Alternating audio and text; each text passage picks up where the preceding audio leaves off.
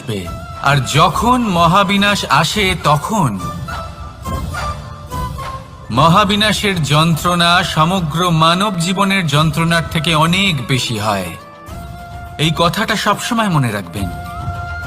আর অন্যদিকে যে মানুষ ধর্মের পথে চলছেন তার দ্বারা যদি কোনো ভুল হয়ে থাকে তখন নিয়তি তার পরীক্ষা নেন। কিছুক্ষণের জন্য মানুষের মনে হতে পারে নিয়তি তাকে কঠোর শাস্তি দিয়েছেন, কিন্তু সময়ের সাথে আমরা সবাই দেখি যে যখন সেই মানুষ সেই পরীক্ষায় উত্তীর্ণ হন, এই সমস্ত সংসারের জন্য প্রেরণার উৎস হয়ে ওঠেন। অর্থাৎ নিয়তি প্রত্যেক মানুষকে তার কর্ম অনুসারে উচিত ফলও দেন, উচিত শাস্তিও দেন।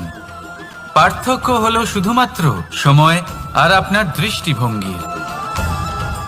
তাই ধর্মের পথে চলুন আর আমার সাথে ভালোবেসে বলুন, রাধা রাধা।